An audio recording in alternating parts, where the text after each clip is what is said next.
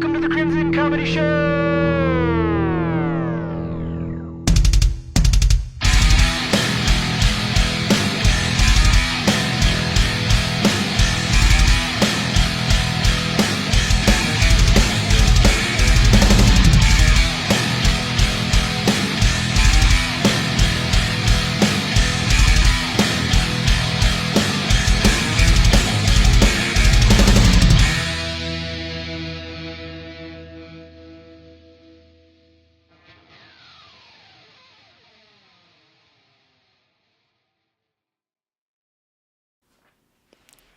Welcome to the Crimson Comedy Show. I'm your host, Andy.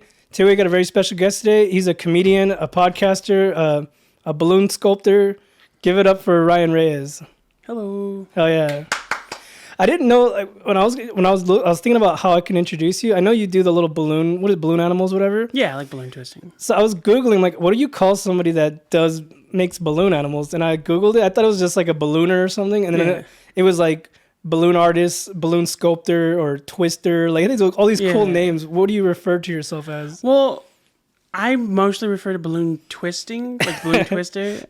Twisted. For a while, I was trying to like become a professional clown. Oh, There's a lot that goes into it. It's honestly, it's a lot harder to become a clown than I thought it would be. You have to go to clown college like Steve-O? Not necessarily, but you do have to like. Most people are successful when they find a group. Mm-hmm. So like for now, it's just the twisting. You don't want to join ties with the guys who taught you? I just haven't met any guy. Oh, actually, the guy that showed me the original twist, he's like a huge patron of the Chatterbox comic show. I confused him with you because I remember he made it, but then I seen you post a video with like a stripper one, and I thought you made it. You're like, no, that guy made it. I was like, oh damn, but he was the one training you. So yeah, he showed me like a first couple of ones, and then it's kind of a funny story. It was at Chatterbox and I think I was on the show. Probably this would have been like 4 years in, so I was like at the beginning of the show, and so I get. Everything cool? Yeah, you're good. One thing about me when I'm performing is I get a lot of anxiety during and afterward. So at the time, I'm like 22, 23, so I'm like heavily, relaxing, let's say. So by the end of the night, I'm maybe the first of like 7. So 7 comics later, that's an hour later. I've had like several drinks. I probably smoked weed a little bit, and I'm out of it. And I see this dude, and I've, he's kind of like has a reputation there because he dresses like a cowboy and he sits in the front row. So I go up to him and I ask him what's like his deal, and I notice he has like a bag. I remember it being a fanny pack, but it's a satchel. Yeah, like a satchel, and Indiana Jones has one. Yeah, exactly. Yeah, so I was like, what do you keep in there? And he pulls up balloons. And I was like, that's crazy. So I asked him to show me one. Oh, I'm so sorry. You good? I asked him to show me one, and he shows me the basic dog. And for some reason, something about like watching him, I got excited. So I asked him to give me one. He gives me like a small handful of balloons, and I'm just practicing the whole night. The next morning, I wake up at like noon, and I barely remember the night before, but when I'm getting ready to leave my house, I check my front pocket, and there's a balloon in there. and like as soon as I see it, it hits me, and I practice it, and I immediately remember how to do the dog. So I could probably make a sword or a snake, whatever the balloon turns into. For sure. And so it just became a thing where like I was naturally good at it, so I kept learning.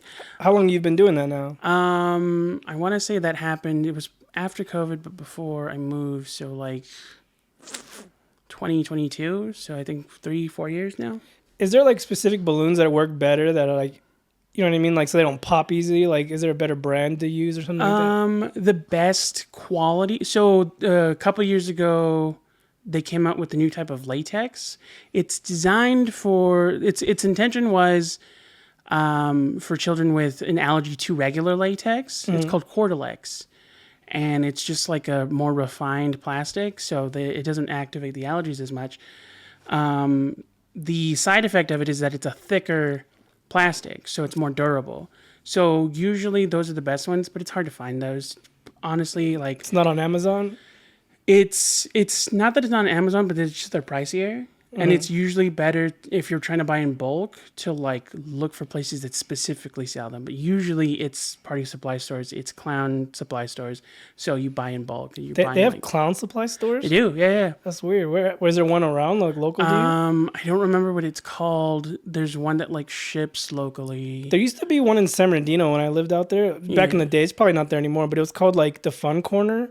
Yeah, they had all kinds of, you could buy like gag stuff, like the flower that squirts and the trick gum, like this shit Pee Wee Herman used to buy. You know? Yeah, for sure. And it was a place like that. It was a little bit more. There's like a warehouse. They specifically sell balloons, but they sell balloons like for clowning purposes. I think it was like red nose balloons or something, and you know, being by myself, being like on a budget, because the balloons kind of became my side hustle for a while. I mostly just bought mixed bags. There's two ways to get balloons. You buy individual colors in bulk, so like, you know, 200 red, 200 green, etc. Or you buy the mixed bags off Amazon. They're like $14, but you get like 200 to 300 balloons. The problem with that is it saves money, but you have to sort them yourself. Oh, it sucks. It just comes in a mixed bag. It takes like 2 hours. and if you, too bad you don't have OCD, because then you'd love that. That's shit. The thing is, I do have OCD, so it's just you don't have that type. It's just very time consuming. Yeah, and it's you know, the powder gets on your hands, and then my hands dry out really quickly. Oh, that sucks. You have to wear latex gloves for your latex balloons. Right. Exactly. It's weird that people are allergic to latex. Like, I don't have that, but I told a lot of girls that. Just kidding. Sorry, baby. I can't wear those. I'm just kidding. Anyways, but that's pretty cool though. What's like the hardest balloon you could, like, that you have trouble making, or you're really good at? It varies, because there's like, you know, I would say I'm not. The reason that I specifically go by balloon twister, not balloon sculptor, is like I don't do, you know. You don't do the stripper on the pole. Yeah, like I don't do, you know, caricatures of like. I don't do a whole stitch like the Cowboy Chris. He does a full, like, it looks like Stitch from the cartoon. I do cute. And you know, single balloon stuff. I specialize in like 1 to 4 balloon sculpts. So there are some that are more complicated than others because of the kind of twist that they involve. And then there are some that are they're simple, but they're super technical. Like the unicorn is probably one of the hardest ones. And it only takes 1 balloon. But the thing that makes it difficult is you're making it backwards. Normally you inflate the balloon and then you start twisting at the end that you tied off. With the unicorn, you do it in reverse. You start at the tail and it ends at the head, because the little like tail that's left over is the horn. That's crazy. And so it's like you have to use the exact amount of air to make that balloon, because my daughter loves unicorns. Yeah. So by request, can you make one later? Not right now. You don't have to. No, yeah, I can make one later. Sorry, I'm just making sure my tummy isn't sticking out. You're fine. Mine's hanging out too. We're tumming it together. But that's pretty badass. Like I started watching YouTube videos because I knew you were coming and I wanted to look. That shit looks hard. Like I would get I could do water balloons. That's about it. Like I can't do those. The dog looks simple, but I guarantee you it's not. How is the dog? Is that hard to do? The dog. Well, like I said before, like I took to it quickly, but it was also like there was a lot of reasons why I took it quickly. Like for one thing, I already like sculpt and do art on my own, and so proportions are like a thing that I have that I'm good at. The other thing is I played trumpet for 8 years, so I already have a practice. There's some people use a pump, and I have a pump just in case. And some people blow them up manually. Blowing up manually is like actually really difficult to learn. You get lightheaded, don't you? You get really lightheaded. And it's because a lot of people think you just have to blow as hard as you can. It's like, no, you have to practice tightening what's called your embouchure. It's like 4 core muscles in your lips. Oh, yeah. I already give up. I tap out. Like, that sounds too complicated already. But coincidentally, that's the thing, is those are the same muscles you use to blow into a horn instrument. So playing for 12 years, I had developed those muscles naturally, and so I was already like quick at it. I kind of understand that, like when you're blowing bubbles, like you don't have to blow a certain way to get it going, nice and slow. Like my daughter, my little one, she'll just go like on the thing and just it pops immediately. So yeah, I understand that part. You have to like control the way you blow. Yeah, you have to like create a stream of air. Yeah, and so that's how tightening those muscles helps. That's so, to be honest, I forget what the original question was. You were just talking about the way certain balloons. Oh, you were asking me about, how easy it was to learn. So I would say I took to it a lot faster than I would say it normally takes people. Beyond that, it's just about like learning, the little tips and tricks. Like you always stretch the balloon before you inflate it. unless you're doing like a sword or something that needs to be stiff. You always let a little bit of air out, and that all of that relaxes the balloon, so it's easier to twist. The other thing I would say is you just twist with confidence. A lot of people think that means don't worry about it popping. Well, when I say that, what I mean is like know that it might pop, and that's okay. If you don't freak out, the kid doesn't freak out, and we're all fine. Yeah. Did you take it a while to get used to that, with just popping on you? Like a little that? bit, yeah. Because I have sensitive ears because I'm autistic, and so there was a couple times where it popped and it freaked me out, but I got used to it, and it just became better. After that, it's just about learning like what does and does not weaken the plastic. Like if you leave it out in the sun, the residue that keeps it dry melts away, and so the plastic is now weaker. I found that out because I worked a party where they had me stationed in the sun the whole time, and so by the end of the night, they give you an umbrella or something. No, yeah. They gave me like the room that they had. Like there was a little space left after all the other setups.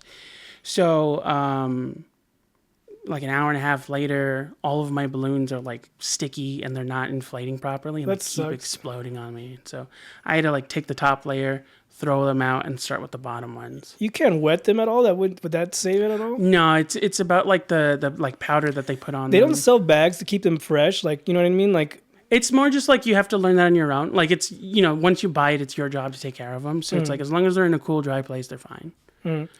Do you have any bits on stage? You ever do anything on stand-up comedy with it? I have one that I've tried to do, but it's difficult.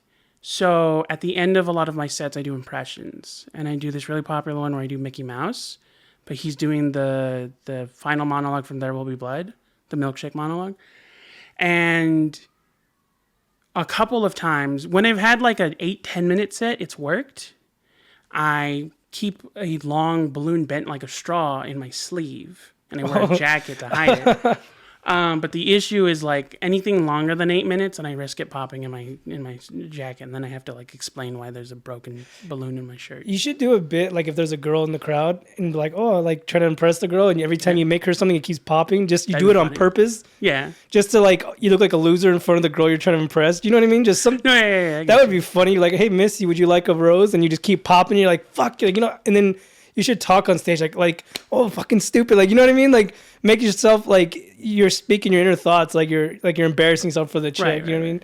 I don't know. I just think that would be funny. Like, but it's your bit, so do whatever you want. Yeah. I've definitely tried to incorporate. Like, there's one where I make the dog and then I give it a collar and it says peeve on it, and then it's a one-liner. I'm like, before I get started, I just have to get this off my chest, and then I reach my shirt and it's like, it's just a pet peeve of mine, and then I pass them out, and it's a pet peeve. Yeah. You could be like, you tell a girl, oh, look, here's a bitch, and there's a bitch right there. She's being an asshole, you know? Have you ever had any hecklers at your shows? Sort of. It's complicated. I do a lot of, like, I have a very soft voice, and when I was starting out, I was very monotoned, and I leaned into the awkwardness of my voice, and so I didn't get people that were trying to, like, mess with my set. Rather, I got people that didn't understand that I'm doing this on purpose. Like, I never noticed. I've seen you before. I've never noticed. No, yeah, this was like 6 years ago. One particular show I was doing, and I do this joke where I got bullied by. It's a joke where I started getting into fights at school because I was getting picked on, and so they put me in a special like extracurricular course called the Esteem Team. It was like therapy. It was like group therapy, but the kids that were in it were also the kids picking on me. Fuck. So I do that whole story, and everyone's laughing except the host's mom who was there. She goes, "Aw," and then when everyone's laughing, she stands up and goes, "Don't laugh, that's sad." Like, it's a joke, lady. Yeah, no, it's not, lady. I did this on purpose. I came up here to do this specifically. Like, I'm telling the story. Yeah, I do a lot of self-deprecation. Do you do any self-deprecation? Yeah, a little bit mixed. I remember I recently, because I do my own show, I had Saul on. He was asking me like how often I write fat jokes, and to be honest, I didn't start off self-deprecating. I started with like my autism jokes, and I just joked about how like awkward it is interacting with non-autistic people.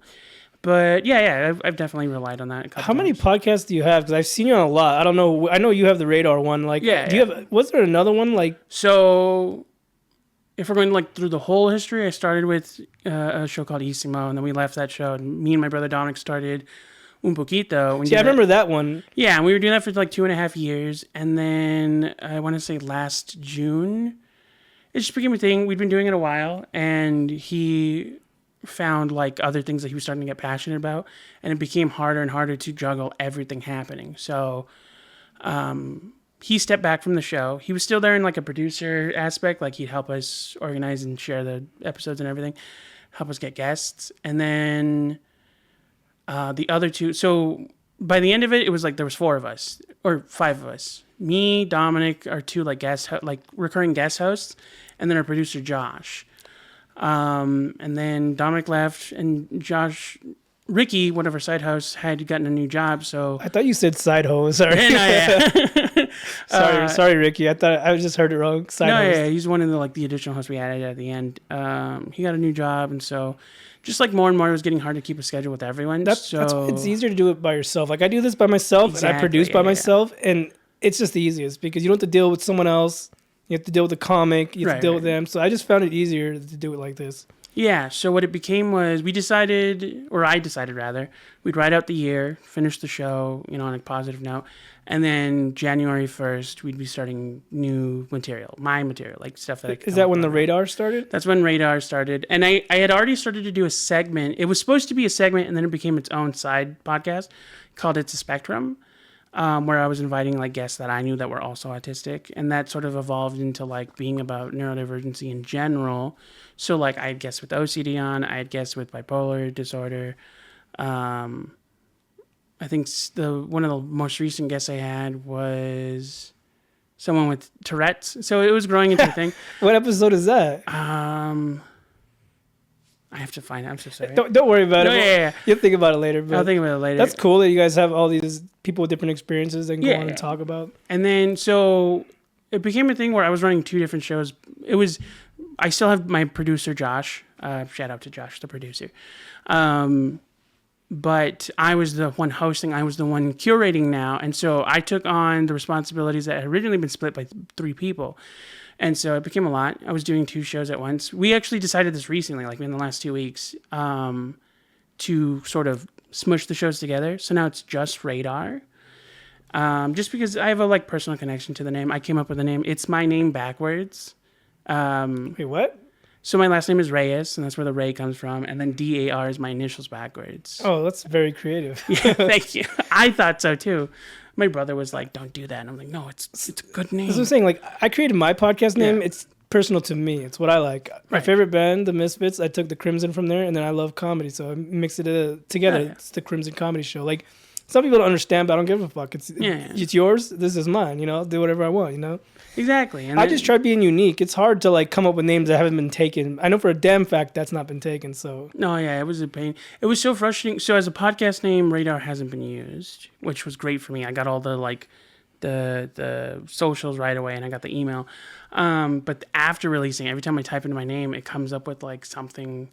There's an app called Radar that manages your finances, and there's a band called Radar, and so it's gotten confusing. Well, as long as you put the Radar podcast, right? Yeah, it's Radar Pod or Radar Podcast. Because when I googled on YouTube your Radar podcast, it auto-corrected to the regular Radar spelling. Yeah. And I was like, what the fuck? And I was like, oh, it's spelled this way. But I had to do it a few times. Yeah. Fuck autocorrect, man. I hate that. I always text my wife all the time, and sometimes I'll text through my watch, and it just doesn't receive whatever you said. And it changes a sentence. So she's always like, huh? I'm like, damn well I'm texting on my watch. Just decipher it, figure it out. Yeah. No, I mess up a lot because I have chubby fingers and ADHD. So autocorrect messes with me. So I always have to take an extra 5 seconds to send. I'll make posts and I do the same thing, and my wife's like, you misspelled that. I'm like, okay, teacher, I don't care. I'll go back and edit it. It's not permanent, but yeah, it's always funny because I feel like when I'm texting people, they see the the 3 dots, and it looks like I'm I'm writing a long thing. You just keep recorrecting. Yeah, it's me writing 1 sentence, but I have to spell check. What's the worst times. When you don't know how to spell a word and you have to just give up and change the sentence completely? Oh yeah, it took me 10 years to figure out how to spell necessary. Sometimes I'll put restaurants. And it always misspells it somehow. I don't know, I'm spelling it right, but autocorrect starts starts assuming the word for you. and it puts like restraints or something. I'm like, what the fuck? Like, Yeah, that happened to me with a. I don't remember what the word was specifically, but I always misspelled it, and then I finally remembered how to spell it. Every time I spelled it correctly, it had switched it back to the way I spelled it before. And I'm like, no, I'm fixing it now. like my little one, she's 6, and she'll ask me like, how do I spell this? And I'm like, wait, hold on, let me Google it. Like, I don't remember. No, yeah, I rely on Siri a lot when I can't. There's a lot of words that I've never spelled before, and I'm like, huh? Like, I don't know. Google it. Like, Google has saved my ass so many times. Yeah. But I remember my oldest daughter, like, she was probably like 6. She started learning how to use a cell phone, Right. and she would text me through her mom's phone, but she wouldn't space anything out. So she would write the words, but no spaces. So it would just be one long word. And I'm like, what the hell is this? And I'm looking at it, and I'm like, I'm reading it. I'm like, oh, okay. I'm like, oh, it's my daughter. Like, it took her a while to figure out how to space words out. Now she's 16. She's a professional. Now I have to go to her if I have any issues. I don't know how to do anything on social media or something. She knows everything. So I'm like, hell yeah. Maybe I can have her produce for me one day. I don't know. Maybe, yeah. We're kind of busy right now. She's watching my little one right now. So my wife's at work. So it's just me. So I understand where you're coming from. Like, we're talking about how stressful it is to people don't understand how hard this shit is. This is not easy. It's a lot. This is the filming and the producing. Then you got to edit and then put it out, and it's a lot. Yeah, Josh handles the bulk of the live producing. Like, he controls the soundboard and everything in the session, and then he edits the full episodes. But to like split, responsibilities, I've taken over. I do all of the social media, and even that's exhausting. Like cutting clips is exhausting. I downloaded that Opus Clips recently. Oh yeah. The only thing that sucks is that they'll AI edit some stuff, but you have like a limited credits a month, and then you got to pay to add more. So you got to be very stingy with what you want to edit. So like, I didn't know, and I did the last 3 episodes, and I wasted all my credits for the month. Yeah. So I have like 6 credits left. So I'm like, I didn't know that you can like find a part of the video you like and then just have it AI edit that. I didn't know that. I just thought you just uploaded the whole clip. So I was wasting a whole hour of edits. Like, and I used one clip, and I'm like, now I know. Like, I was ill informed, but anyways. Yeah. I suggest maybe you look into something like that, but it's pretty cool. They also have a free trial, and they give you like, I think a 7-day free trial, and you get like 90 credits or whatever. Yeah, for a while I was using CapCut, and it was useful because it's like it's adapted so you can do it from your phone. But they did the same thing, especially recently. They started like changing what you could and could not do without paying for it.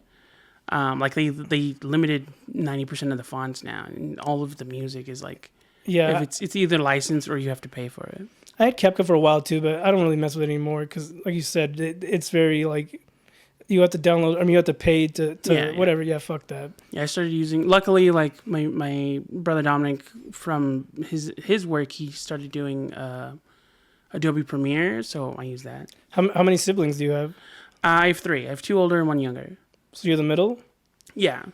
I'm the middle child too. They say that like a lot of comics are middle childs. Like, I've heard that. It's funny because technically me and Dominic are both the middle because there's 4 of us, but him and our oldest brother are only like 1.5 years, 2 years apart. Yeah, whoever's the least, or if he's closer to the other sibling, then he's not the middle. That's what I say. But we fight about it a lot. That's a tug of war right there. Yeah, I'm 3 years younger than him, 3 years older than the next one. So you're in the middle. Smack in the middle. Yeah, the competition is over. You are the middle child. Hell yeah. But they say I don't know. I heard that a lot of comics are middle children. Like, I had C's on here, C's Reynoso, shout out C's. He was like, yeah, it's just because we never got attention, like we had to fight for it. I was like, I didn't even think about that. I was like, I guess, like, but they also say that the middle child will be the most successful child in the fucking family. So here's hoping. Shout out to hopefully you reach the success that you want in comedy. Oh, yeah. How long you been doing comedy now? A little bit on and off. I would say in total, if we're counting like when I started to now, like 9, almost 10 years. If you condense it to like when I was active versus when I wasn't, like 7.5 to 8 years. Where do you usually do comedy? Just LA and OC? Yeah. I started off at the Chatterbox. The very first mic I went was in Pasadena because I was going to school in Pasadena. But very soon after that, because I had been hearing about Chatterbox since I was like 16. Yeah, that's where I met you at. Yeah. But since you were 16, or like doing comedy? Like no. So it was also like a popular bar. Like it was, from what I've heard, it was the bar that a lot of kids in that area went to as soon as they were 21. So how'd you get in at 16? You had your brother's ID? No, I didn't get in. I just heard about it. Oh, that you said you were been going there since you were 16. No, I was yeah, like, no, I thought you were slinging I've been tequila hearing shots about since it, then. and I've been excited to go since I was 16, because I couldn't go until I was 21, and then by coincidence, like 2 years, I think it's 2 years. I don't know 100% know the history. It's all secondhand, but I think like 2 years before I was actually 21, Steve had started the open mic, and they started doing comedy there. So by the time I'm 21 and I start doing comedy in Pasadena, that's when I find out about Chatterbox. I had already been planning to go for my 21st birthday, and then they were like, "Oh, also there's open mics there," and so I was like, "Oh hell yeah!" So You had your 21st birthday there? yeah. Did you get fucked up? No, it was like I got there at like 6, and it was like dead. I didn't invite anyone really. It was my brothers took me out to have my like first drink. You guys did go to the strip club after? No, I'm very nerdy to be honest. I was like not the kid that went to kickbacks. I was the kid that like would hang out with my older brothers. Listen, I was a fucking square. I didn't start drinking until I was 21. Literally till I was old enough to drink. I mean, I did drink sooner. It was just like, to be honest, I think nerdy kids have more fun. Like I didn't go, like I said, I didn't go to like kickbacks that everyone was going to. Like, quarterback like is having a party at his house. The parents are supervising. I went to like with my older brothers who are like 3-4 years older than me, so they're already out of high school, and we would like get drunk off of like Japanese wine and like play categories. That was my coming of age. Like, yeah, I've had Japanese wine before. It's fucking crazy. But crazy. what was I gonna say? Yeah, I didn't drink till I was 21 because technically I had drinking a couple times, like drinking out of my friend's mom's liquor cabinet a couple times. Like we played a game called Quarters where you flicked a quarter into a shot glass. Yeah. But then again, I was good at that, so I never really drank much. Maybe like 1 or 2, but I used to skunk this fool, and he would be the one drinking it all. But I've never been good at Quarters, but for some reason, most like carnival-ish games I get better at when I'm like buzzed. I was really good at beer pong, and I was also really good at like, there was this thing, a group of us after Chatterbox used to go to Denny's all the time. And the one in Baldwin Park has a crane game, and for whatever reason, I was obsessed with collecting stuffed animals. You're like SpongeBob with the episode where he's getting all the animals, and Squidward couldn't win shit. Yeah. He wasted his whole paycheck. Exactly. And that's exactly how it would go, where it's like, I put in like $5, I'd win like 3 animals at least. Some of those are a fucking scam. Like when you go to grab it, it just like gracefully, it doesn't even grip it, just like brushes it. Those are a fucking ripoff. Well, that was the thing, is like a lot of these machines were made in like the 90s, or even older. But you have to refill like even though it's a mechanical arm, it's like not gas powered, but there's like an air pump thing, and if you don't replace it every few years, it weakens. And people just started letting it do that because it was harder to win. There was a liquor store I used to go to in Claremont, La West. Shout out to La West. That's a classic fucking liquor store. If you're from that area, that place was the shit. Anyways, they had put a machine in there, and it had like dolls, but it had money attached to them, like $100 bills. So everybody and their mom was trying to use it, but I'm telling you, it would do that where it just like gracefully grabbed it, and then people started complaining, and the owner was like, he had to tell whoever brought the machine, like, get it out, because it's like, it made him look bad, because it was a fucking scam, clearly. Like, you're just going to win $100 on a teddy bear? Like, nah, that shit was a scam. But I like going to, my daughters like to go to this place in Montclair Plaza. It's like a kid's jungle gym, and there, all the games are basically you win. You just, like, so the little kids can play. Right. We used to have little rubber ducks. It's very cheap. It's like $0.25 to use it. We come home with like 100 ducks. Like I would be giving out ducks to kids there. Like not like a creep, but I would give them out because it was so easy to win because the claw would grab like 4 at a time, and you won every time. So you'd empty the fucking thing, and then I had to get rid of them. She had so many of those fucking things, but yeah, that's pretty badass though. Like, what was the best prize you got out of that shit? I think one time I got like 3 in a row. So I got like a teddy bear, a weird bunny dog thing, and like a dinosaur by giving them away.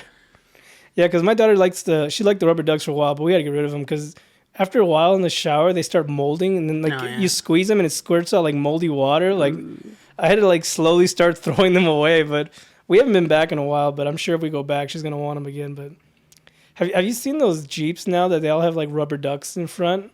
A couple, yeah. I've seen like, there's a bunch of different trends with like big trucks and Jeeps, like ornaments. Some people just like staple teddy bears to them. The rubber duck thing started with like someone in COVID was just giving rubber ducks to other Jeep owners to kind of just like, like I don't know, like in some type of endearment. And now every Jeep, they used to be badass fucking climbing mountains, going through the mud, and now they just all got cute They little have rubber ducks. duckies, Little, yeah. like, okay, they're parked outside the Weenie Hut General.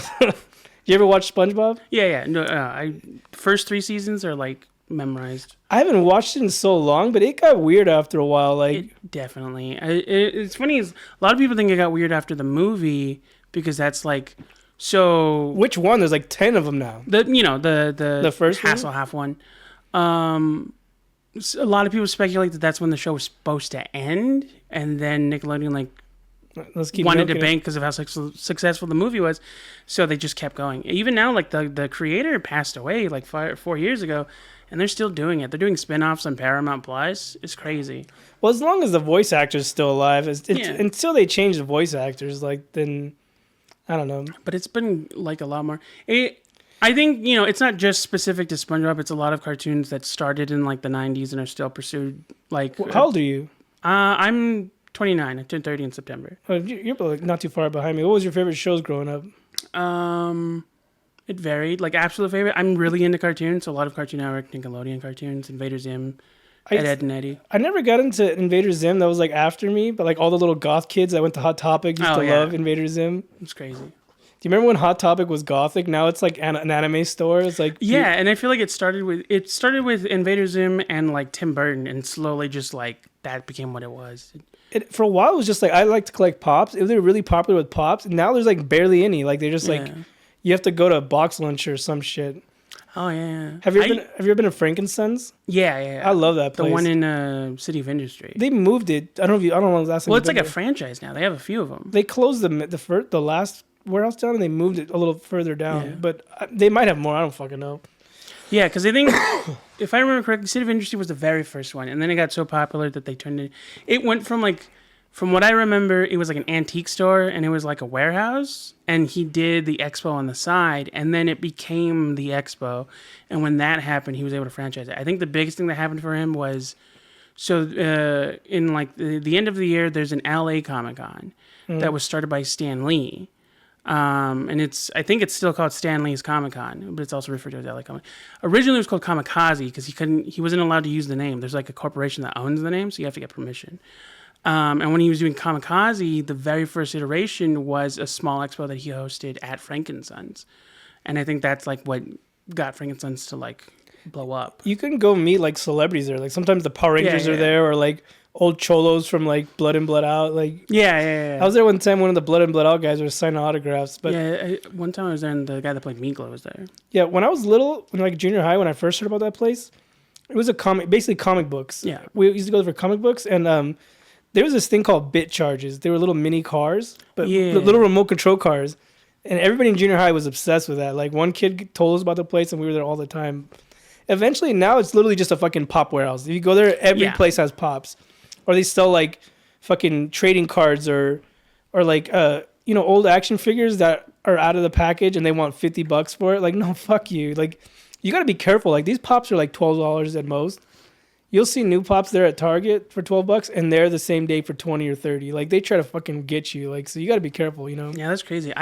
What's funny is my dad bought me one of the first like generation pops before they were like blew up and people were collecting them. So it was like $5. But he bought me like the number 4 Spider-Man, I think. I have a Clockwork Orange one that was made by Hot Topic, but they did it before they got the license for it, so they had to take it off the shelf. And it's like rumored to be worth like 15 to 1,000 plus. Crazy. And I have one. I bought it off a guy at a yard sale for $5. I knew exactly what it was when I saw it, and I got that shit. This dude, his wife wanted to just sell them. Right. Get rid of them, and I was like, oh, I want that one right there. Like, I just want this one right here, and I have it. It's not here, it's in storage, so I don't keep that shit. It's too valuable, but I have one of the very first pops.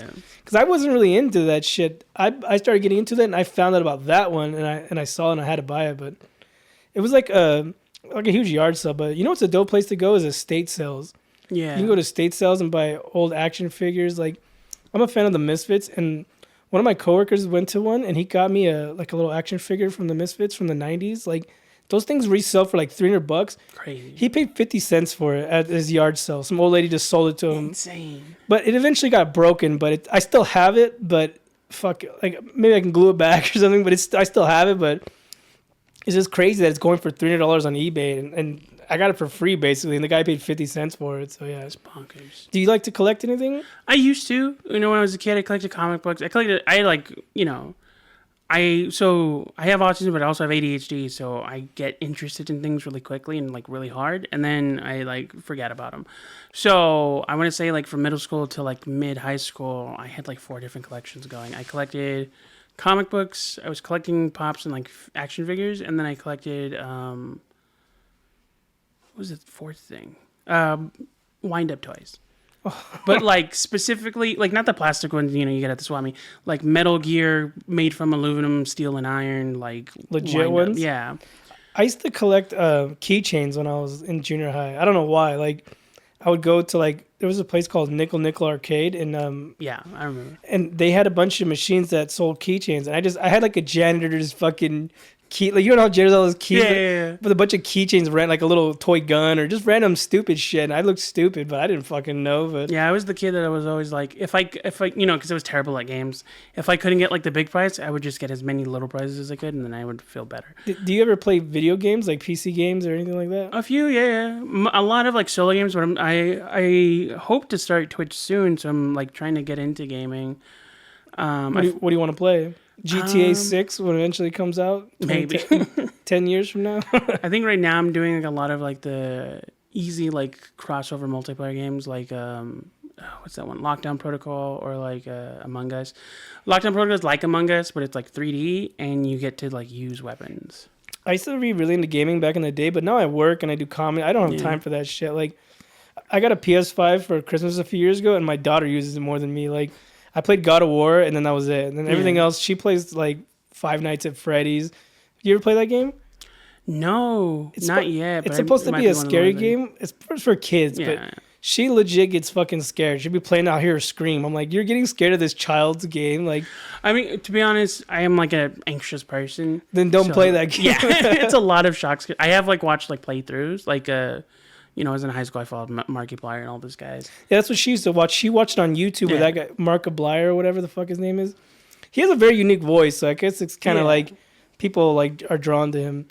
You say you talk about your soft voice. You ever thought about doing like voice acting or anything like that? It's something that I'd like to pursue. It's gotten to get into it. It's gotten expensive.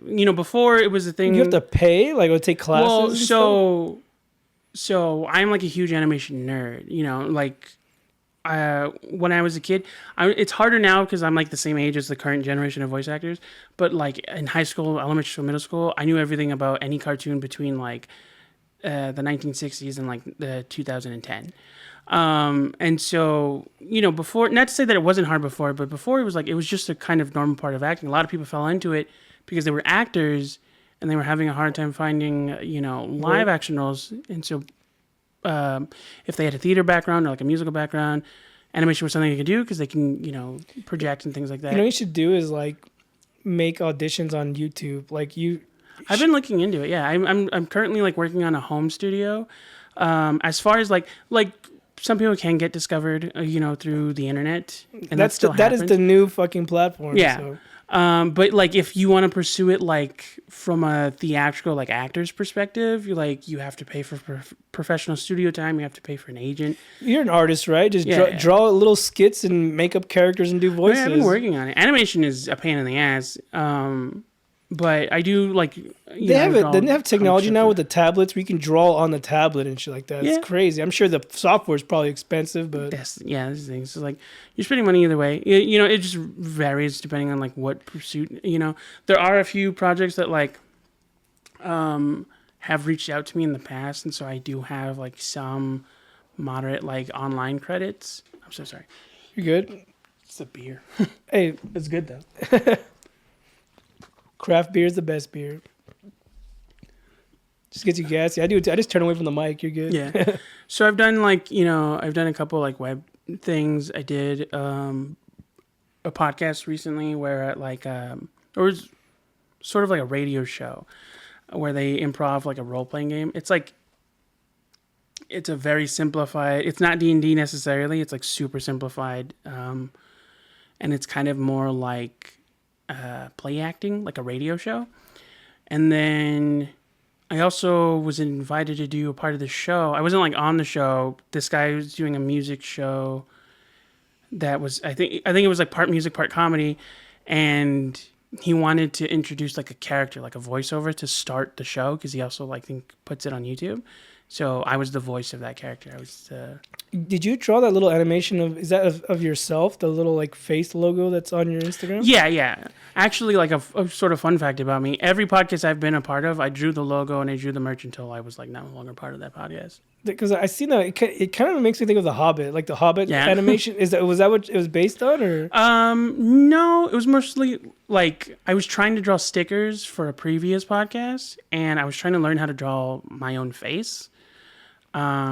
You should animate that character and just play yourself. And make actually, there's a short like intro animation that I do for the podcast itself for my show.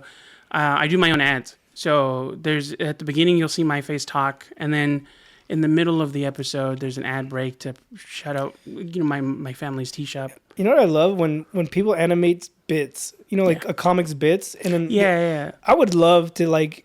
There was a show on HBO that used to do that for people. But you should do that for one of your bits. Just animate a short or something. It's there's a lot of projects I'm in. It looks so much funnier when I said the comics on stage and it goes into animation. Like that shit's so funny. I would love to have someone do it to me, but I don't know anybody, and I'm sure it's expensive. But if a fan would ever do that, it'd be pretty fucking cool. When I get a fan. It's definitely something I'm, without going to school, it's like something I have to learn from scratch. Honestly, you don't have to go to school for anything anymore. Yeah. Everything you can learn on the internet. Go on YouTube. Like this podcasting shit. I didn't go to school for this. Right. Like I learned all this shit from tutorials from fucking foreign guys who barely speak English. Like, like I said, I've done this by myself. I started out with a producer, and like I said, things didn't work out, scheduling, whatever. So I said, fuck, I'm doing it on my own. And then just hours and hours of tutorials. Like, for sure. I'm still learning. How long you been podcasting for?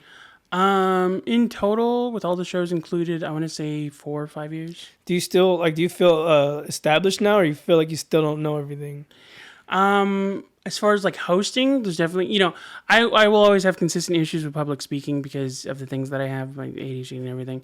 But I definitely am a lot more adept at it than I was when I was starting out. Like if you see the first episodes of the old show I did, I was a very awkward person. It was very hard to stay on focus, like on subject for me. And now I'm very quick with it. And I've learned to be adaptable. And that's something that like took time to cultivate.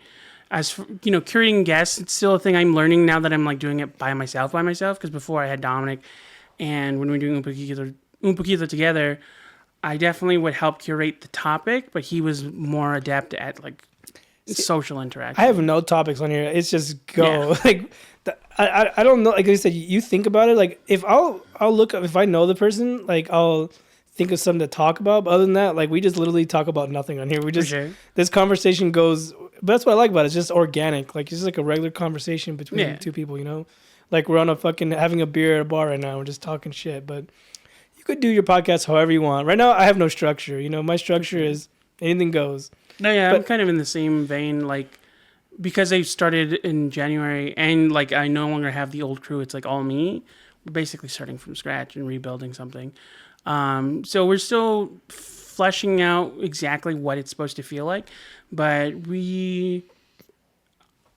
I'm happy about what I'm making right now. I hope that it grows more and people find it, and but as far as like what I am doing, we are gonna we have some stuff planned for the future that I want to incorporate. Like, so mine is a similar like free form conversation, but it's a little bit more direct in the sense of like, I'm using it to showcase people I find interesting. You know what I mean? So like, usually it's comedians, but also like artists, cosplayers, like anything that I'm obsessed about as an autistic person, I want to showcase. And so, as of right now, I've only had comedians on here, right, just because I like to get to know people, and like right. When I met you, like I never really, most of the comics I've had on here, I've never really spoken to. When you go to open mics, you're, hey, good shit, how's it going? But like, it's never really like, there's too many people to do that with, to socialize with. So this is a way for me to get to know people. So like, I bring people on, get to know them, let them talk about whatever they want. And just like I said, the conversations go however they want. So I'm learning a bunch of new shit about you. I didn't know all this stuff about you. That's cool though. No, yeah, I definitely identify with that. That's in a similar vein, like what I'm going for, like that's my way of socializing with the community without having, because I mentioned before we started recording, because of my disabilities, I'm very limited in my ability to travel right now. Where I'm living, I don't have access to the metro or public transportation. I didn't know you lived so close. Like, how would you take like 20 minutes to get here? Yeah, it was like 20, 25. Well, I mean, with all, I was also saying this before. Like, it was supposed to take 25 minutes, and then we hit every red light, and then we got stuck by this truck at a T intersection. This line of trucks showed up, and we had to wait 10 minutes for them to pass before we could move forward. It was insane. Yeah, I was outside waiting for this guy. I'm gonna tell a story that happened. Oh yeah. We have these new neighbors down the way. Like, I've lived here for like 4 years. I don't know them. Never spoken to him. I was outside just standing waiting because I thought he was gonna be here soon. Because everyone gets lost when they get here. I don't know why. But you found the place just fine. But I was outside waiting, and this lady was out there like watching me. And then all of a sudden she pulls out her phone and like she starts taking photos of me. I'm like, I didn't say anything because I didn't want to start problems. But like, why are you taking pictures of me? But Yeah. I'm gonna end up on some neighborhood watch. Like some creepy Mexican was standing outside on the wall. But anyways, yeah. Thanks a lot, Ryan. You put me on some local thing out here because I was waiting for you. I'm just kidding. You're good. Yeah. I'm kidding. But that's a nosy ass neighbor, huh? Like, mind your Yeah, it's business. I crazy. could stand in my whatever this is called, my courtyard if I want to. You know.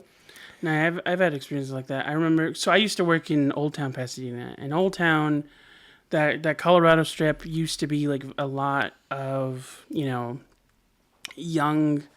either like older, uptight, like conservative, rich white people, or like young, like privileged rich people. So sorry. Damn beer. Yeah, it's getting me.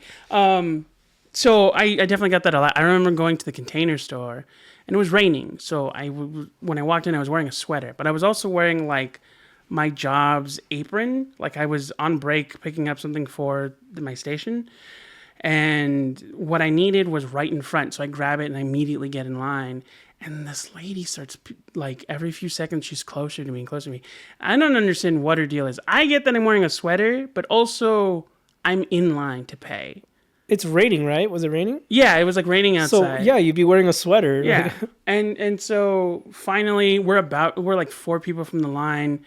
And the cashier is also Latina. She sees what's happening. Because it was a white lady. And so, without, causing a fuss or anything, she's like, Carol, it's your lunch now.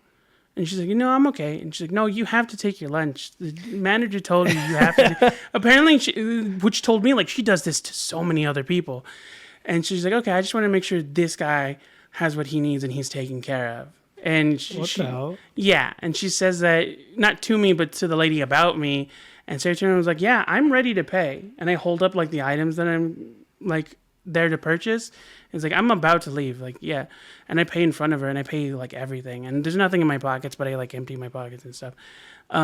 Just to like make She just assumed you were stealing? Yeah. And so it was dumb because like the only things that were around me to steal were like yo-yos and knickknacks. Like I'm not going to go to the Container Store to steal knickknacks, Well, what's the Container Store? I don't know what that is. It's like it's a type of supply store. And for the most part, it sells like containers and like drawers and stuff, but it also sells like it's kind of like a smaller Office Max, I would say. Oh, okay. Yeah. Yeah, like when I first moved in here, there's another Mexican lady lives over here, and I brought food home for something, and I was just walking through here, and she was like, "Who are you?" And I was like, "Huh?" And she's like, "Do you live here?" And I was like, "Yes." Like she thought I was like, I don't know if she thought I was a delivery boy or whatever, but like I was just like, can I not be Mexican in this neighborhood? Like, it's because she was Mexican too. I'm like, why? Yeah. This is the second time. One questioning who I was, and the other one taking photos of me like I'm a fucking creep outside. Crazy. I guess they want to be the only Mexican in this white neighborhood. Fuck you. I was here before you guys, so fuck both you guys. But anyways, fuck racist people. But then again, racist jokes are funny. So that I can make this a bit how I'm not welcomed in my own neighborhood by other Mexicans. But let's get back to comedy. So you've been doing comedy 8 or 10 years, right? Yeah. You live out here. I've never seen you at any mics out here. You don't go to the local spots? No, so 2023 was kind of a big transition for me. I was moving. I had left Covina and had moved out here. Sorry. Oh, I thought you'd lived out here though. Okay, that makes sense. I live out here now. I'm originally from like San Gabriel Valley. Nice. And so it was just a big thing. There was a lot of stuff happening that, I don't have to get into, but it was very time consuming. And I want to say well, I did have shows in 2023. I mostly took that year off. So last year to this year was kind of just rebuilding that. Last year we're doing Un Poquito, and then this year I'm focusing more on the podcast right now. So I'm still doing shows and stuff, but right now I'm trying to get to a position where I can travel freely, comfortably. Until then, I'm just like working on what I already have. Yeah, because I work, I have kids. I can't always go to mics. Like some fools do mics 5 or 6 days a week. I cannot do that. Like I don't have time for that. So this is a way for me to still do comedy without getting out of my house, you know? And then my wife can't talk shit because I'm out, you know what I mean? Like, so that's why I said I started this, but it's just fun though. I like getting to know people and getting to understand people, and this shit's fun. But thanks for coming and shit, and this is cool. Like I'm having fun. But so yeah, like I said, you've been doing podcasts for what, 6 years now?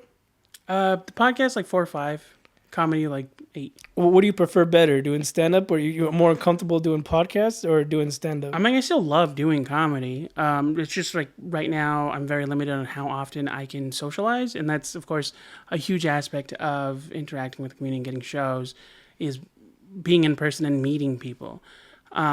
People stumble upon my podcast and like my clips and stuff, and so I still get stuff through that, but there's nothing that can replace actively like meeting people at mics, at shows, and interacting and like building a reputation and building a presence. It also helps too with your podcast, but actually meeting like, hey, you want to do how did you get Saul to do your podcast? He had been on the one last year, and I just reached out to him. That's cool. Yeah, I saw that he was going to be in LA, so I just hit him up. Like I've tried reaching out to big comics and I didn't get no response. Yeah, it's a little hit and miss. There's some people that like I'd like to have on, but it's gonna be a minute before. You know, I've met bigger comics and they've talked to me and like, oh hey, I'd love to have you on my podcast. Like, yeah, hit me up, and then I hit him up and then nothing. like, all right, whatever, cool, you know. But it is what I understand. People are busy. Like I'm nobody, so I understand that shit. But don't tell me you okay and then you like just ghost my ass. But for sure, it is what it is.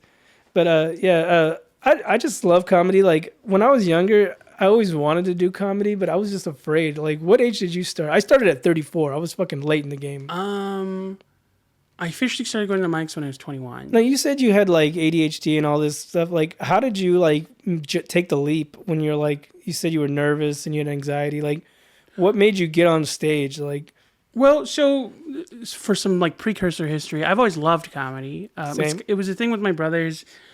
Like I've said before, we're kind of spread out, like 3 years apart each, and do any of them do comedy? Dominic does. I don't know if I've ever seen him or met him. Yeah, he was the one that was hosting Un Poquito with me. Okay, I'm not saying I'm talking about like at Mike's. I don't know if I've ever seen him. Yeah. Like he used to be prominent in the area, and then recently he moved to Portland, so he's like over there now. But Dominic does comedy as well, and for a while I think our older brother was looking into it. Like he went to Mike's with us when we first started. But comedy's always been like a thing for us. Like it was the one thing at our different age stages, like that we were all into at the same time. So we'd watch Comedy Central together. We'd watch like Young Comedians on HBO over and over. Our dad was like a huge comedy fan and would like watch stuff with us, watch In Living Color, watch old specials with us. See, my parents passed away years ago, but they never got to see me do comedy. But I feel like they introduced me to comedy. We used to, at a young age, they were cool. They would let us watch like Richard Pryor, Eddie Murphy, all the raunchy fucking. The first special I ever watched was Eddie Murphy's Raw. Right. I was like 6. Should not have been watching that, but I just remember as a family we'd watch comedy specials. Like we would watch like the Latin Kings of Comedy or the Kings of Comedy. Just my dad had the funniest fucking laugh. Like he would laugh and just make you laugh. Like I would wish I would have started this sooner because they would have been able to see me. But then again, I don't think they'd want to see my small dick jokes. But like I said, I regret starting later in life, but it's just like I was always into comedy. I just didn't know how to get into it. Like, so I'm saying, how did you said your brother helped you get into it, or he was already doing comedy? Well, we all before? sort of started at the same time, like separately, but at the same time. So what led to the official like doing it was I'd always wanted to do it. When I graduated, it was a thing in my head where it's like, I'm going to do this so that I'm comfortable, but I want to pursue comedy. And I would say like maybe 3 years passed, of course, like between 18 and 21. And I hadn't been doing it. And one day I just decided like, I don't know why I'm not doing it. You know, I'm an adult now. I have a job. I have money. You can get in the clubs now. Yeah, and at the time, I was living again in San Gabriel Valley, so I had access to the metro, so I could go anywhere on my own and just Uber home. Because at the time, to Uber home from like Pasadena was like maybe $20. Now it's like $75. Fucking crazy. I've only Ubered once, and it was scary, and I never done it again. It's a lot. Uber was way cheaper back then, so. And I was in a position where I was comfortable as long as I was paying my bills. Like I had a little bit, I'm young and I have money. So I decided, fuck it. And instead of going straight home one day after work, I took the bus. I Googled comedy shows in the area. That's what I did too. I found the Ice House. I always wanted to go there. I've never been there. It's nice. It's a good one. It's like one of the oldest. I think it's technically, because the Comedy Store has moved locations, it's technically the oldest standing comedy club in California. I heard they renovated it. It's like nice now. Yeah. They made it like bigger in the main room. I've never been to either before or after, so I don't fucking know. But I heard it's nice. Real quick, I'm gonna readjust because I'm sinking. You're good. Sorry. But anyways, yeah, I've only done the Comedy Store open mic one time, but I've never really done LA. Like, what do you prefer, the LA, OC? Like, have you ever done IE comedy clubs or anything out here? A couple. It can be a little, personally for me, it's like a little bit hit and miss. Definitely there's a lot of guys that form community right away. I do think that, especially when you're not like actively like, I think there's a difference between the guys that do it out here and the guys that do it like in LA. Because when you're in LA, it's a lot more accessible, so it's a lot easier to like hard grind.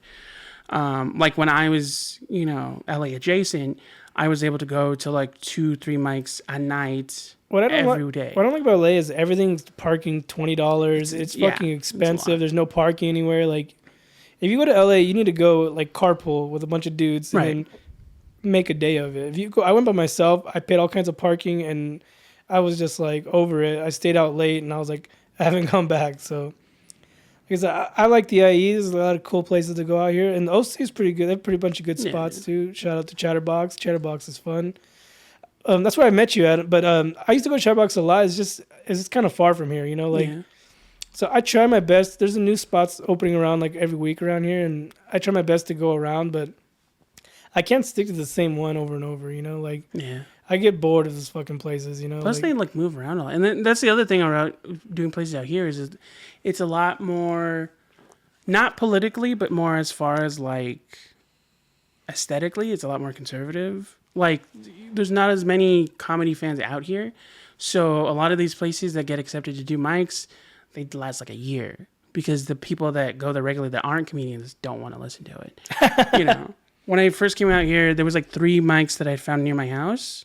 And they all were connected to restaurants and bars. Mm-hmm. And sorry, I think I slapped my foot. You're good. When I read the reviews, they were all at like 3.5, and it was a mix between 5 and 1 stars. All the 5 stars were about the restaurant, and all the 1 stars were specifically about the mics. And they were only like in the last 6 months or so. So it's like people like tank these things hard unintentionally when they don't like them.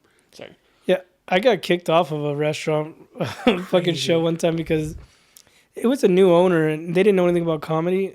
And I guess they didn't like what we were saying. And then some kids showed up and they were like, get them off. So they kicked me out. That was the one and only time. But I don't like performing in front of kids. I feel like comedy is not, clean or not, it's not for kids. Like, you don't want a kid on their iPad in the audience or, you know what I mean? Like, and I don't really do clean comedy, but like, eventually I want to, but I just still feel like it's like going to the movies. You don't bring a baby to the movies, Like, right, yeah. It's going to disrupt the show. Like, the show needs to be respected, Like, you don't need no crying baby or some kid or, you know what I mean? So, like, leave your kids at home, all right, people? For sure.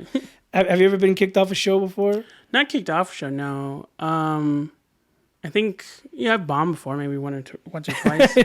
And I've definitely done, like, awkward shows, like shows that were, like, not... Yeah, where no one's paying attention. That's how that show was. So I really didn't even care that I got kicked off because everybody... There was, like, a bar and nobody was paying attention. They had the game on. Like, that's why I've said this before. I like Chatterbox because they shut down for the comedy, Yeah. There ain't no TV on. There ain't no people playing pool. It's just comedy, Yeah. So shout out to Steve. You got it down. You're the only bar that has it right, All these other bars, as soon as I hear it's a bar show, I'm like, fuck it, I'll do it. But I'm like, let's see how this turns out. So, yeah. it's just hard to find venues, especially because like no one gives a fuck, you know. Yeah. Like I feel like you're like musicians, like musicians play at little shitty bars or whatever, and no one's listening. And then 10 years from now, they're performing a huge stage, and those people didn't know what the fuck they missed out on, you know. Exactly. Yeah. Are you into music at all? I mean, I like music. I listen to music. You look like a raver. Do you go to EDM No. raves? No. Definitely would be like way too social for me. I'm just kidding. I was fucking, No. I've never been to a rave before, but like to me, I feel like raves are for people who can't get into clubs, so they go there, you know, because they're not old enough. I feel like raves are like very, when you go to clubs, it's like kind of the vibe and kind of like to be around other people. Raves, it's like there's a lot of people there, but it kind of doesn't matter. Like you're a lot of people there for themselves. If you're over 25 at a rave, no. like I feel like I'm telling you, I feel like it's for that age, a group where they're not 21, but they can go drink and party, and no one's gonna tell them shit. You know what I mean? I mean, the concept of raves is kind of like strange because it definitely feels like that vibe. Like it feels like that should be the rule, but also like people forget raves were invented like in the 70s. You know, back then it was cool. It was at a private location. You didn't Yeah. know to the dip. Now it's like planned and it's a huge festival. Like or 80s. Sorry. whatever. We don't need to autocorrect. Yeah. No, but like I remember back in the day, like I knew like when I was younger, I had older neighborhood friends that would do that. And it was cool because like it was at a random spot, and then you had to worry if it was gonna get shut down. So it's kind of like the risk was kind of exciting, you know? Yeah. Now it's like planned at a venue at a festival, and it's just like it's lame now. And then like I said, half the people there are just there to get high. They don't even listen to the music. Right. So like, if I were to go, it would have to be free, and I wouldn't. And obviously, it's not going to be free, but I would go if it's free, and I would be sober because I would not trust. There's some people that die at those fucking things. Yeah, like, crazy. like I have a friend. His wife's a nurse. Anytime they have raves in San Bernardino, like 15 to 20 bodies show up dead. Like fuck that. Like, and then the parents are crying about their child. Like, why would you let them go to that shit? Like That's crazy. my daughter's 16 and she just asked me if she can go to a backyard show, like a punk show, and I was like, hell fucking no. Like I used to go to that shit back in the day when I was a kid. There's always fights. There's no rules there. Yeah. Older dudes drunk, people on drugs. I seen dudes pull out guns. Like my little girl is not going there. Like sorry, I was like, be mad at me all you want, but I was like, I've been there. I've experienced this. Like I'm not sending you there. If I'm not there to protect you, like, no. Right. If you want to go to a venue where there's security and police or whatever, you can, like, call to someone for help, fine. But you are not fucking going to someone's backyard punk show. I was like, it's just going to get shut down by the cops anyway, so fuck it, you know? But so you're not really into music at all? Like, I mean, like, I like music, but I listen to myself in my room with, like, my headphones. my dogs are barking. Did you guys hear that in the background? A little bit. Anytime anybody walks by, like, a leaf blows, they just start going off. Like, so yeah, I have a home security here, but legitimately my two little rats downstairs are my home security. Like the other day they started barking like at 2 a.m. for no fucking reason. My wife sent me downstairs to go check on them. I'm like, you go fucking check. She's like, no, you're the man of the house. So I was half asleep walking downstairs and like they weren't even barking anything. I was like, what are you guys fucking barking at? There was nothing out here. I was checking I checked the cameras. I checked everything. I'm like, why are you guys barking? Like maybe they had a fucking bad dream. I don't know. They started going off, but anyways, we're about an hour in. Is there anything else you want to talk about? You want to promote anything or? Right now, just my podcast. Like I said before, like we condensed it, and so it's just Radar now, and I have some like good guests coming up that I'm hoping it'll be fun. I don't want to announce anything yet because schedules change. I don't know if they're gonna be moved around. Who's the most famous comic you've interviewed so far? Probably so. Shout out to. I would love to have him on. Tell him to come to the Crimson Comedy Show. Yeah. But I seen him at the Chatterbox that one time he was there. He's fucking hilarious. He's great. I'm proud of that guy. He's been killing it. He posted a video that he was on a cruise ship. I was like, damn, he made it already. He was like, at the Chatterbox Show, he was talking about how he was living in his car and shit. Now he's taking cruises. Yeah. Hell yeah, that'd be badass. Would you ever do a cruise ship? Maybe. I've never been on a cruise. I think it'd like depend on the length of the cruise. I've never even been on a boat before. So like, I've been on paddle boats, the ones you can like pedal your feet or some shit like that. In Echo Park, remember that? The little where you can paddle your boats. Swans. Have you ever done that before?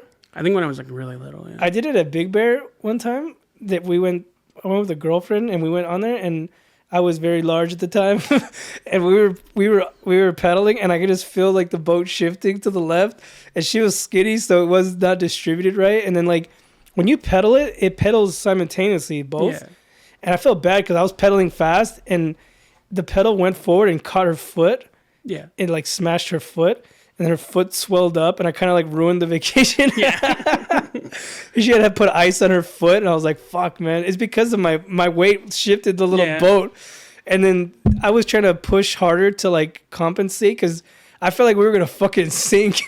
I don't know what the weight limit was on those fucking things, but clearly I wasn't a part of it. But No, I haven't done it in a minute for sure. no, but this, trust me, like it was sketchy. Little whatever those little boats are, they're fucking sketchy. But we went for my birthday one year. There's a lake up here somewhere. I don't know where the fuck it is. It's like up by Glen Helen or somewhere behind Glen Helen. We rented a pontoon boat, Right. and we just basically just drove on the lake, just driving around. You have like 2 hours to drive. I did not know how to drive a fucking boat. They just throw you out there. Like all you need is a license, and they'll let you drive the boat. And getting out of the dock, like once you throttle it, it just coasts. Right. It's just like you're bobbing on the water. So like I'm trying to get. They don't even like help you. They should just drive you out of the dock and then hop on another boat and then see you later. But they don't do that. They make you do it. Never been on a boat before. I'm the only guy there, and I'm responsible for this. So I'm trying to back out, and I kept hitting shit. Like I felt like Austin Powers. You know, he had to like do the 3-point turn. Oh yeah. And I kept hitting shit, and the owners were like yelling at me. I'm like, I don't fucking know what I'm doing. Like, and then I finally got it out of the dock, and we were taking off, and all of a sudden it breaks down. Ooh. We just broke down the middle of nowhere, so I had to call them. I was like, these people already fucking hate me. I was like, the boat broke down, it won't start. So then they come out and they try restarting the boat, it won't start. So it wasn't my fault, all right. And then they towed us back, and then we got another boat, and I had to do it all over again. Trying to reverse out of the dock. Crazy. I kept crashing into shit. I was like, fuck.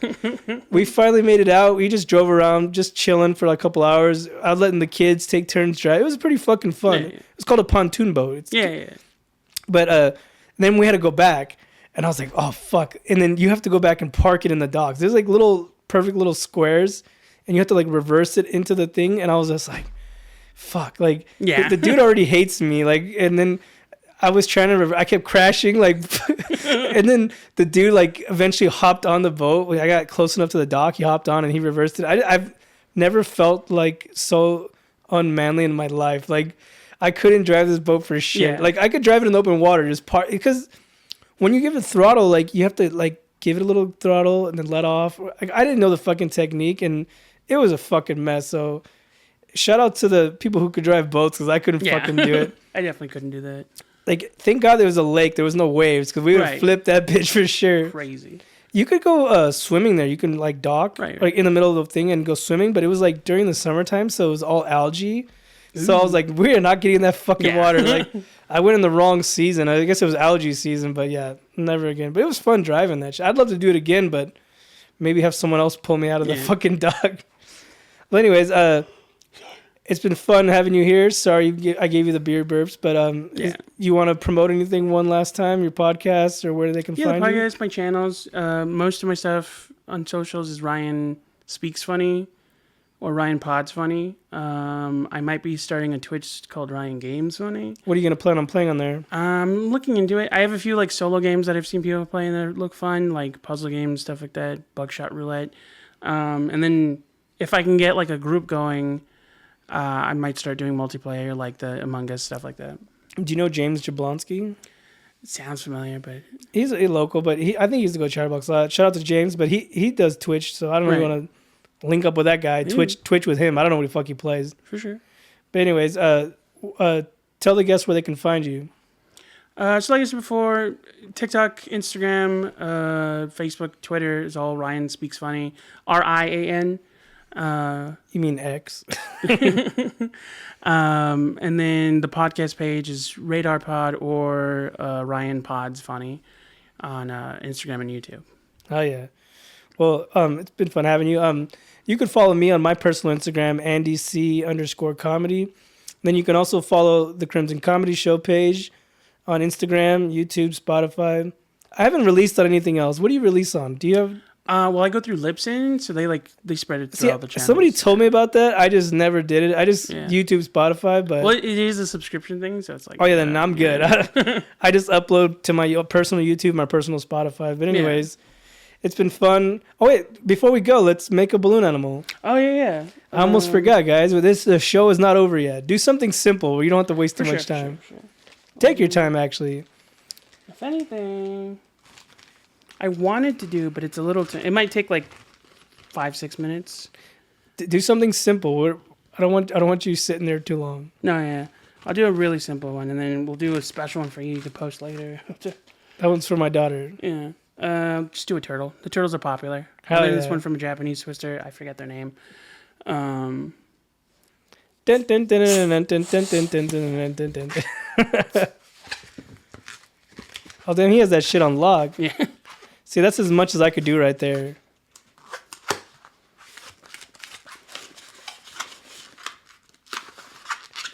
Dun, dun, dun, dun, dun, dun, dun. Man, I gotta practice because sometimes I get hyper focused, but you have to like be good at talking to people while you're doing it, otherwise they get bored. You don't tell jokes during that, like Sometimes. Fool, I've already tapped out already. What the fuck? That shit looks crazy.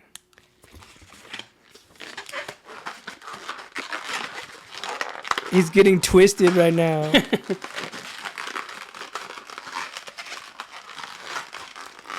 Oh damn it! It's a little turtle. Yeah. He's got a little smile. Can I see it? Yeah, for sure. Hell yeah. Anyways, guys, check him out. What's your Instagram again? One more time. Rian Rian speaks funny. It's a little even has a little tail too. Yeah. That's fucking badass. Anyways, guys, thanks for coming, Ryan. It was nice talking to you. Thanks for my little balloon turtle. How long do these last for before they deflate? It depends on the latex, maybe a day. Oh fuck! I have another podcast on Sunday. I was gonna leave it out, but it's gonna die by then. Anyways, guys, it's been fun, Ryan. Thanks for coming. All right, good night, guys.